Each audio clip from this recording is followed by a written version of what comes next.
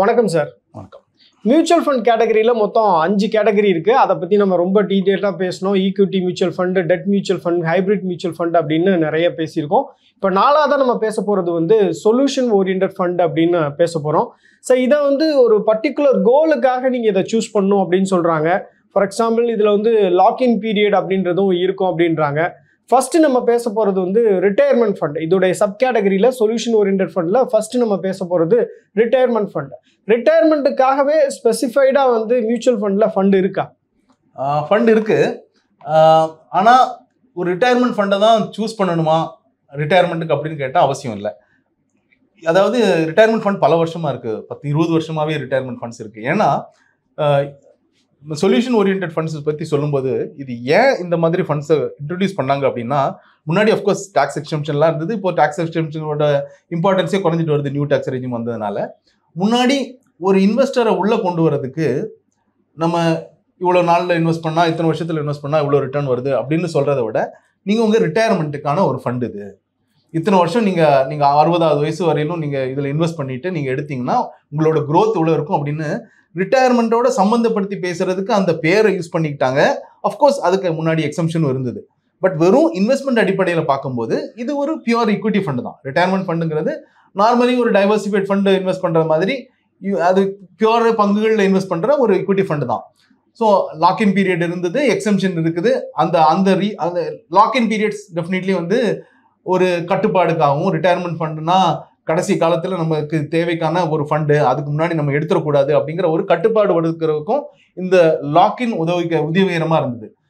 ஆனால் அந்த லாக்இன் எனக்கு அவசியம் இல்லை, நானே டிசிப்ளின்டு தான் அப்படின்னு நினைக்கிறவங்க இந்த மாதிரி ஃபண்ட்ஸ்குள்ளே வராமல் அவாய்ட் பண்ணுறது ஒரு விதத்தில் பெட்டர். ஏன்னா இப்போ அந்த லாக்இன் பீரியட்ஸ் இருக்கும்போது என்ன ஆகுதுன்னா, சில நேரங்களில் சில ஃபண்டுகள் என்னதான் நம்ம ட்ராக் ரெக்கார்டை பார்த்து லாஸ்ட் 5 இயர் ரிட்டர்னை பார்த்து இன்வெஸ்ட் பண்ணாலும் ஒரு பர்டிகுலர் டைம் ஃப்ரேமில் ஒரு ஃபண்டு ஒரு 2-3 வருஷத்துக்கெல்லாம் கூட சில நேரம் பெர்ஃபார்ம் பண்ணாமல் போயிடலாம். ஸோ அவ்வளவு டைம் நம்ம வந்து நான் பர்ஃபார்மன்ஸ் கொடுத்துட்டோம்னா நம்ம 10 இயர் பேசிஸில் நம்ம ரிட்டர்ன் ஓவரால் ரிட்டர்ன் எப்படியும் ஒரு 2%, 1% ஆனுவலைஸ் ரிட்டர்னில் அடிபடும்.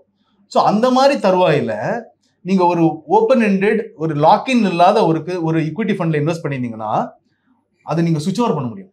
ஆனால் ஒரு லாக்இன் இருக்கிற ஃபண்டில் அதில் பண்ண முடியாது.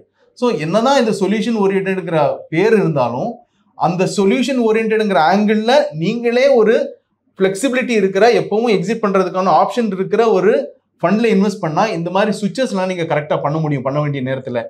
ஸ்டில் அப்புறம் இன்னொரு அட்வான்டேஜ், நம்ம எதிர்பாராம அவசரங்கள் வரலாம் இல்லையா, அதுக்கு வந்து ஒரு லாக்இன் ஃபண்ட் இருக்கிறத விட லாக்இன் இல்லாத ஃபண்ட்னா எனி டைம் நீங்கள் லிக்விடேட்டும் பண்ண முடியும்.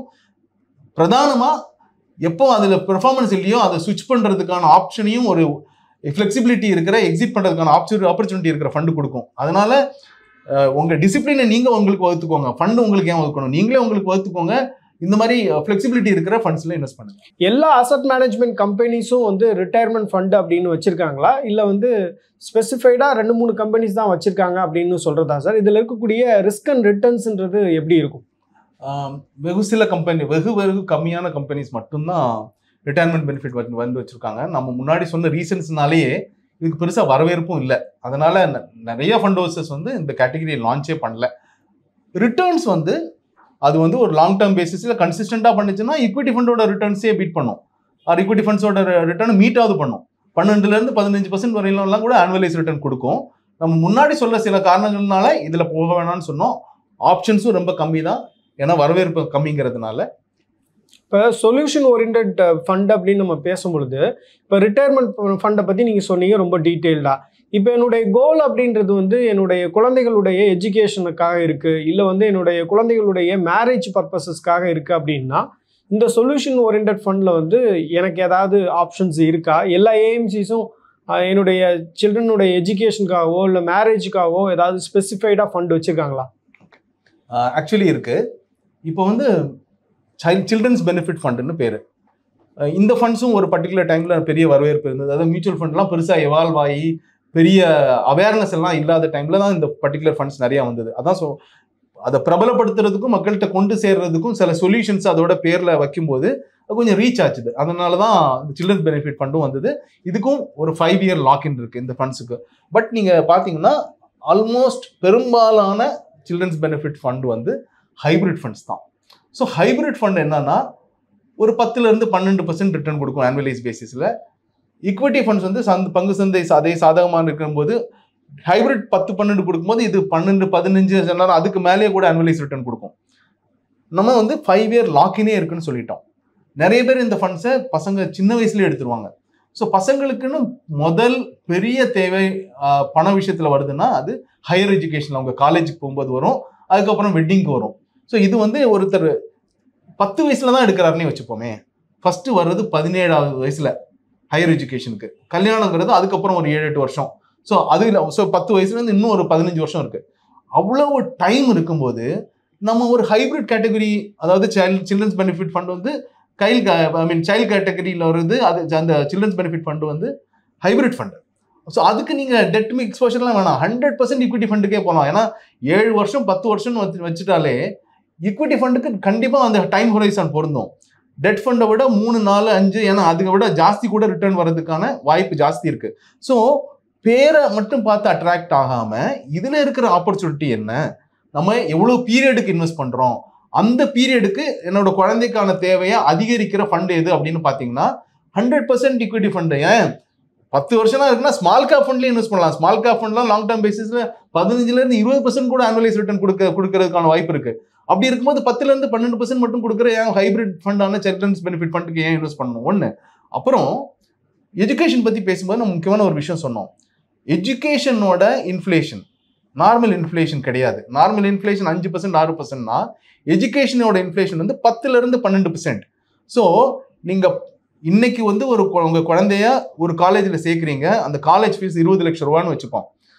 அந்த 20 லட்சம் ரூபாய் நார்மல் இன்ஃப்ளேஷன் வழி பார்த்தீங்கன்னா 10 வருஷத்துல டபுள் ஆக இருக்கணும். அதாவது அதே காலேஜ் இன்னைக்கு நீங்க டார்கெட் பண்ற அந்த காலேஜில் இதே கோர்ஸுக்கு 6% அடிப்படையில் பார்த்தாலே அது டபுள் ஆகும். ஆனா இதுல வந்து நம்ம எஜுகேஷன்ல என்ன சொன்னோம், 10-12% அவங்களோட எஜுகேஷன் இன்ஃப்ளேஷன் ஃபீஸ் வந்து அந்த ரேஞ்சில் வருஷத்துக்கு வருஷம் குரோ ஆகுது.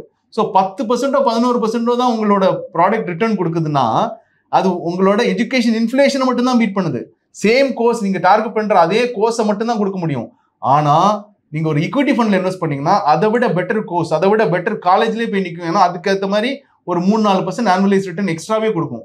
ஸோ அப்படிதான் இந்த ஃபண்ட்ஸை நீங்க அணுகி ஒரு பியூர் ஈக்விட்டி ஃபண்ட்லேயே இன்வெஸ்ட் பண்ணலாம். பேரை பார்த்து அந்த பேர்ல வசீகரிக்கப்பட்டு அந்த பேரை வச்சு மட்டும் நீங்க இன்வெஸ்ட் பண்ண வேண்டிய அவசியம் இல்லை. இப்போ மியூச்சுவல் ஃபண்ட் கேட்டகரியில் நம்ம 5th பார்க்க போகிறது வந்து இண்டெக்ஸ் ஃபண்டு. இண்டெக்ஸ் ஃபண்டை பொறுத்தவரையில் நிறைய விஷயங்கள் வந்து வியூவர்ஸ் கேள்விப்பட்டிருப்பாங்க. இண்டெக்ஸ் ஃபண்டை பற்றி ஒரு சின்ன டெஃபினிஷன் கொடுங்க. இண்டெக்ஸை பொறுத்தவரையில் இது யாருக்கு சூட்டபிள், இதில் இருக்கக்கூடிய ரிஸ்க் அண்ட் ரிட்டர்ன்ஸ்ன்றது என்ன, யாரெல்லாம் இதில் முதலீடு பண்ணலாம்? இண்டெக்ஸ் ஃபண்ட் வந்து ஆரம்ப காலத்தில் எப்படின்னா நிஃப்டி 50ல 50 ஸ்டாக் இருக்கு, சென்செக்ஸ்னா 30 ஸ்டாக் இருக்கு. எனக்கு வந்து அந்த ஃபண்ட் மேனேஜரோட பிரில்லியன்ஸ்லாம் தேவையில்லை, எனக்கு நான் நிஃப்டி மேலேயே எனக்கு அந்த ரிட்டர்ன் போதும். நிஃப்டி எந்த லெவலுக்கு வளர்ச்சி அடையுதோ நான் போட்டு 5 வருஷத்தில் எடுக்க போறேன்னா அந்த நிஃப்டியில் என்ன ரிட்டர்ன் வரப்போதோ எனக்கு அது போதும். சிலவங்க என்ன பண்ணுவாங்க, இண்டெக்ஸ் ஃபண்ட்ஸில் பொறுத்தவரைக்கும் எக்ஸ்பென்சஸும் கம்மி. நார்மலாக ஒரு ஆக்டிவ்லி மேனேஜ் ஃபண்டில் 1.5% இருந்ததுன்னா அதில் 1% தான் எக்ஸ்பென்சஸ் இருக்கும். அந்த எக்ஸ்பென்சஸ் கம்மியாக இருக்குன்னு சொல்லி இதில் போய் போடுவாங்க. அப்படியெல்லாம் பண்ணக்கூடாது. ஆக்டிவ் மேனேஜ்மெண்ட்டில் ரிட்டர்ன்ஸ் ஜாஸ்தி வரதுக்கான வாய்ப்பு இருக்குது. அந்த ஆக்டிவ் மேனேஜ்மெண்ட் ஒரு ஃபண்ட் மேனேஜரோட பார்ட்டிசிபேஷன் தேவையில்லை, நிஃப்டியோட க்ரோத் மட்டுமே போதும் அப்படின்னு நினச்சவங்களுக்காக தான் முன்னாடி ஆரம்பிக்கும் போது Nifty index fund, Sensex BSE Sensex index ஃபண்டுன்னு வெறும் அந்த சென்செக்ஸ் ஸ்டாக்ஸில் அந்த சென்செக்ஸில் அந்த ஒவ்வொரு ஸ்டாக்குக்கும் என்ன வெயிட்டேஜ் இருக்கோ அந்த வெயிட்டேஜ்லேயே இன்வெஸ்ட் பண்ணுற ஃபண்ட்ஸ் தான் இண்டெக்ஸ் ஃபண்ட்ஸு. ஆனால் கடந்த சில வருடங்களில் இண்டெக்ஸ் ஃபண்ட்ஸ் பூதாகாரமாக வந்துருச்சு. அதாவது பல கைண்ட் ஆஃப் இண்டெக்ஸ் ஃபண்ட்ஸை மைண்ட் பண்ணிட்டு இருக்காங்க. இப்போதைக்கு நெக்ஸ்ட் 50 ஃபண்டுன்னு சொல்கிறாங்க, லோ வாலட்டாலிட்டி ஃபண்டுன்னு இருக்குது, ஹை மொமெண்டம் ஃபண்டுன்னு இருக்குது, அப்புறம் பிஎஸ்சி 500 இன்வெஸ்ட் பண்ணுற ஃபண்ட் இருக்குது, மிட் கேப் 150 ஸ்டாக்ஸில் இன்வெஸ்ட் பண்ணுற இண்டெக்ஸ் ஃபண்ட் இருக்குது. ஸோ இன்னைக்கு தேதிக்கு நாளுக்கு நாள் அதில் இன்னோவேஷன் வந்துட்டு இருக்கு, புது இண்டீசஸ் வருது. ஸோ ஆக்டிவ் ஃபண்ட்ஸில் இன்வெஸ்ட் பண்ணியிருந்தவங்க சிலவங்க இதை நோக்கி வர ஆரம்பிக்கிறாங்க. பட் என்னதான் பார்த்தாலும் ஒரு ஃபண்ட் மேனேஜரோட உழைப்பு ரிசர்ச் இருக்கும்போது கண்டிப்பாக அதுக்கு ஒரு பாசிவ் ஃபண்டோட ரிட்டர்ன் வரதுக்கான வாய்ப்பு அதிகப்படியாக இருக்குது. இப்போ இண்டெக்ஸ் கேட்டகரியில் வந்து இடிஎஃப்பும் ஆட் ஆகுமா? இப்போ இடிஎஃப்பை பற்றி பேசும்பொழுது கோல்டு இடிஎஃப், சில்வர் இடிஎஃப் அப்படிலாம் நிறைய நம்ம பார்க்க முடியுது, அதை பற்றியும் சொல்லுங்கள். ஸோ இடிஎஃப்ல ஈக்விட்டி இண்டெக்ஸஸ் இண்டீசஸில் இன்வெஸ்ட் பண்ணுற இடிஎஃப்ஸும் இருக்குது. அதாவது நார்மல் மியூச்சுவல் ஃபண்ட் ஸ்கீமை நீங்கள் மியூச்சுவல் ஃபண்டு கிட்ட போய் வாங்குறீங்க, ஒரு டிஸ்ட்ரிபியூட்டர் மூலமாவோ டைரெக்டாவோ அந்த மியூச்சுவல் ஃபண்ட் கிட்ட போய் வாங்குறீங்க.